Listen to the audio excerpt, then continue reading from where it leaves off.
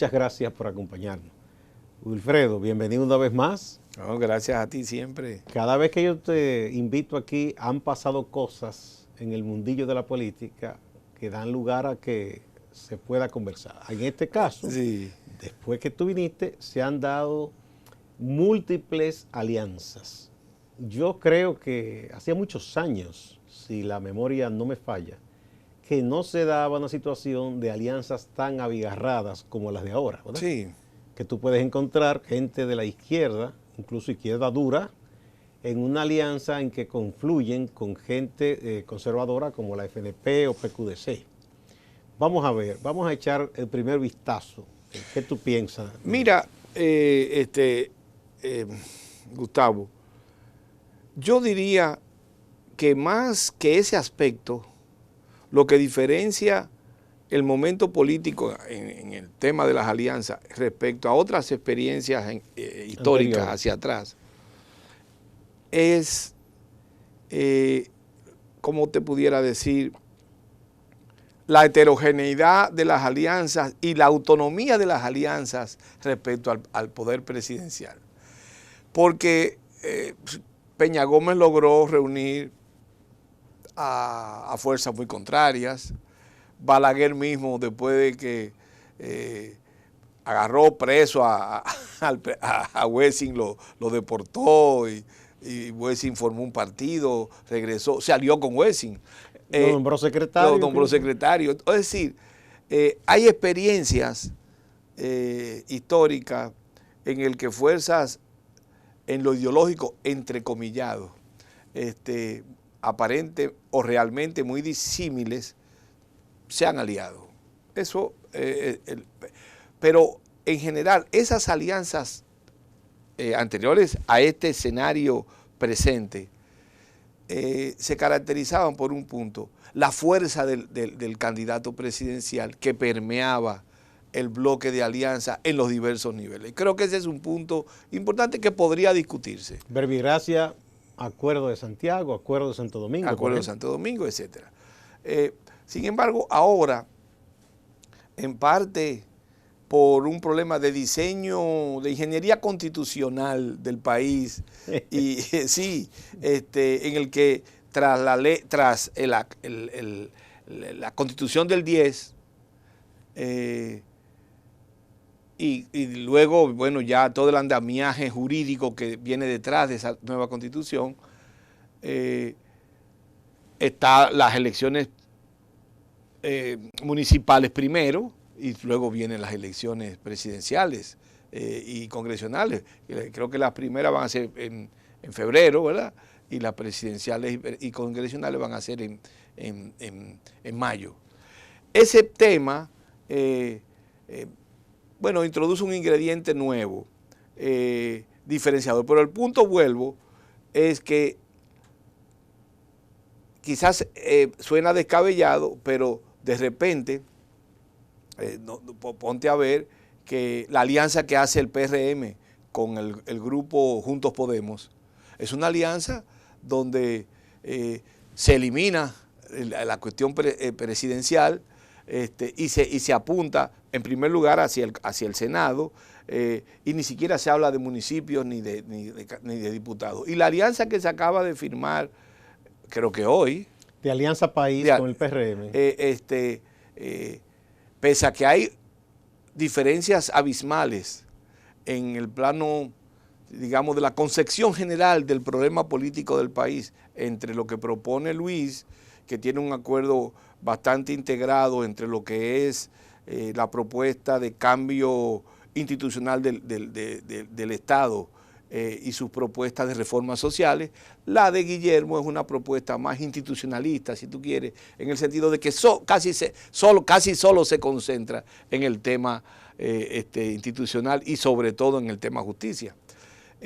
Pero esa diferencia profunda y esa resistencia de Guillermo a ir a una alianza más fuerte no fue óbice para que puntualmente ambos bloques llegaran a un cierto acuerdo en el que se están apoyando recíprocamente en niveles senatoriales, en niveles de diputados y en niveles municipales. A mí particularmente esa es la que más me ha llamado la atención, porque yo pensé por el discurso duro de crítico que tenía Alianza País hacia el PRM que no iban a pactar, sin embargo pactaron. Pero eso te revela otro problema. ¿Cuál? Es interesante. Yo no diría otro problema, otra cuestión importante, y es la aceptación realista de parte de Guillermo de que en esa situación donde ya la política está, el ejercicio de la política, todas las fuerzas quieren aparecer en el centro, y donde es tan heterogénea la cuestión de las elecciones, como habíamos visto hace un rato,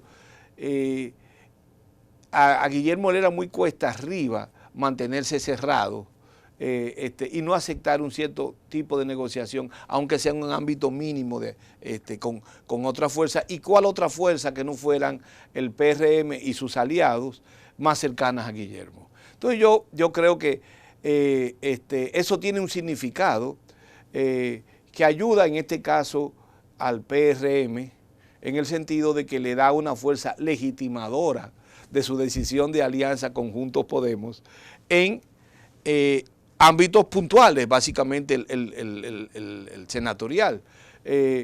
Si Alianza País hace ese acuerdo puntual que no le compromete en lo presidencial, evidentemente eso le obliga a respetar un acuerdo semejante puntual del PRM con Juntos Podemos, que no arriesga la propuesta programática del PRM. Ese es un punto importante. Mira, un elemento que yo observo interesante.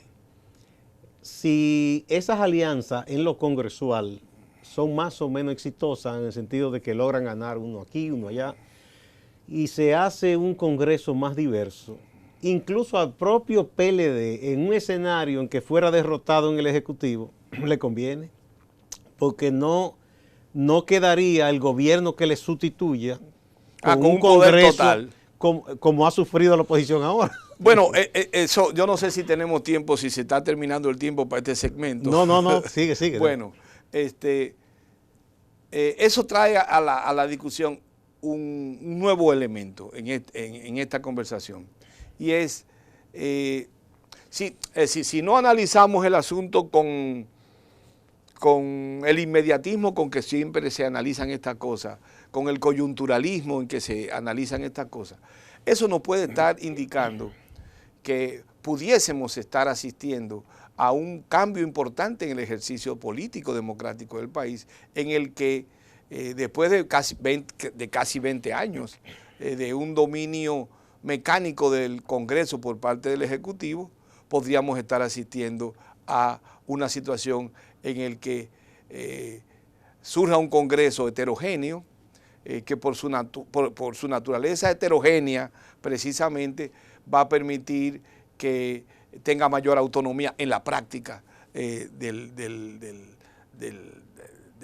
poder presidencial, y eso es bueno para la democracia. Gane quien gane, es bueno que el poder parlamentario tenga una distancia frente al poder ejecutivo. Yo creo que eso, si hay una ganancia importante, que yo creo que casi podemos firmar un cheque en blanco, es ese, respecto a los resultados de las elecciones. Y no importa próximas. Quién gane el Ejecutivo. No importa quién gane el Ejecutivo. Creo que ese es un punto. Quizá ahora no se valora eso, pero se va a valorar después. Pero yo creo que de alguna forma, por diversos caminos, unos porque asumen que esto es un componente importante para derrotar y aplastar al PLD, otros, en particular Luis, porque sí creo que tiene la convicción de que se necesita un Congreso heterogéneo, más independiente, pero todos convergen en la necesidad de alejar el Congreso del dominio mecánico del Poder Ejecutivo, y eso va a ser un elemento importante para avanzar en otros planos, para avanzar precisamente en la búsqueda de autonomía de la justicia, que me parece que ese es un punto importante. Si se logra ese Congreso heterogéneo, si se logra autonomía del Congreso en sus decisiones y sus deliberaciones respecto a lo que plantea el Ejecutivo, damos un paso fundamental para avanzar otro paso, que es el de lograr armar en un plazo inmediato una justicia más autónoma. Y esto, lo inmediato, con el tema de la Procuraduría de la República. Entonces yo creo que estas son cosas positivas de este marasmo que aparentemente tenemos. Yo creo que se van aclarando cosas y hay esa posibilidad que a mí me llena no que me llena, me genera cierto entusiasmo ambas posibilidades. Es decir, estamos a la puerta de un Congreso más autónomo y de una justicia más independiente, y esto a la luz de un quiebre importante que se ha dado en la política dominicana, que ese es un tercer componente. Todo esto tiene que ver con el derrumbe del poder hegemónico del PLD, me parece. Ese derrumbe del poder hegemónico no es solamente la ruptura, la división del PLD, en el que del mismo hay un desprendimiento liderado por Leonel Fernández y la creación de un nuevo partido, que por cierto tiene casi como la sigla del nombre de Leonel. No, eso es deliberado. La Fuerza del Pueblo, Leonel Fernández, sí, presidente. Sí. Sí, es un muchacho imaginativo. No solo, yo digo que ese derrumbe hegemónico nos debe poner ante dos evidencias. En primer lugar, ese no es el derrumbe del PLD como un gran partido con poder. Primer punto. Pero el segundo punto es que ese derrumbe hegemónico no es solamente el resultado de una división, es el resultado de un alejamiento de la clase media. Pero ¿cuáles señales tú ves para hablar de un derrumbe como tal? No, yo digo derrumbe hegemónico, es decir... Bueno, que ya, por ejemplo, ahora mismo ya no tiene el control de la Cámara de Diputados, por ejemplo. No, está claro, pero además ya no tiene la capacidad de imponer una voluntad convirtiéndola en el sentido común de la política de la gente. Cuando el PLD decía esa pared verde que está ahí no es verde, es rosada, todo el mundo decía, sí, es rosada, y hay elementos suficientes para decir que es rosada, cuando era claro que era verde. Eso se ha roto. A eso es lo que me refiero. ¿No es el PLD en estos momentos el partido que impone la agenda? Como ocurría tiempo atrás. El punto es que ¿quién impone la agenda en un país presidencial donde el Estado tiene 700.000 empleados, donde el Estado dirige, no es el dueño de la economía, pero prácticamente narigonea la economía? Pero yo me refiero, Willy, como al debate de cada día, al debate. Bueno, eso históricamente ha sido un poco así en este país. Quien gobierna impone el debate. Quien gobierna impone pero evidentemente el virtuosismo del PLD en esa materia ha sido un hecho. Ha sido un partido que con mucha inteligencia ha logrado imponer en la opinión pública los temas que ellos han querido. Eso es así. Pero cuidado, esto no es un atributo mágico del PLD, es parte de la naturaleza misma del ejercicio de la política democrática en este país, donde el poder ejecutivo desempeña un papel fundamental, me parece. Es de mayor peso. Sí. Bien. Bueno, entonces tenemos esas señales, digamos, en este momento, ¿verdad? Evidentemente que marchamos hacia una diversidad en el Congreso y los municipios, y sea quien sea presidente después, cuando se den las elecciones presidenciales, no contará con una caja de resonancia en el Congreso. Tendrá el Congreso con su función originaria cuando surgió en la vieja Europa de contrapeso al monarca. Esto hasta cierto punto. Digamos, a todos debe entusiasmarnos esa posibilidad, pero también a todos debemos tener cuidado en poner todos nuestros cartones, aportar todos nuestros cartones a ese número. Hay que ser entonces, hay que mantener un optimismo con cierta prudencia. Sí, porque no nos podemos olvidar de que las estructuras institucionales del Estado Dominicano le dan un enorme poder al presidente y de que la actual estructura jurídico-institucional del Estado afirma ese poder. El cambio de esa situación tomará un tiempo. A mí no me cabe en duda que personas como Luis Abinader están en la convicción de que hay que marchar por esa ruta, pero tampoco me cabe en duda de que hay fuerzas políticas, fuerzas empresariales, fuerzas burocráticas, que no forzosamente, digamos, comulgan con la idea de reducir ese poder del Ejecutivo. Porque ¿acaso es más cómodo para esa fuerza social contar con un presidente históricamente, todopoderoso? Históricamente ese poder ejecutivo que ha concentrado tanta capacidad de intervención en el conjunto de los organismos de Estado, marcha cónsono con la presencia de intereses corporativos, evidentemente, en el juego del poder del Estado. Eso me parece que es así. A todo esto hay un actor importante, que es Leonel Fernández. Salió del PLD, su gente o sus antiguos compañeros quieren minimizarlo, subestimarlo, diciendo, no, apenas se lleva un 10%, algunos exageran, hasta diciéndolo que solo se llevó unos 500 dirigentes medios. Sí, pero no se puede ver la herida que Leonel infringe al PLD tradicional en el hecho del volumen de... No es por ahí la cosa. No es por ahí la cosa. ¿En qué consiste, digamos, su peso político, su importancia política en estos momentos? Bueno, para comenzar, la salida de Leonel en el PLD automáticamente le quita el dominio mecánico del PLD en la Cámara de Diputados, para comenzar. Y eso es evidente. Eso es una cosa evidente. En segundo lugar, Leonel es un político de larga data, tiene una larga tradición, tiene su presencia de masas, tiene sus relaciones con los grupos de poder de este país, tradicionalmente poderosos, tiene sus lazos con grupos como la Iglesia Católica, etcétera, y tiene una presencia de masas en el país que nadie puede subestimar. Esto independientemente de que yo creo que, por otro lado, ese liderazgo de Leonel está muy mermado.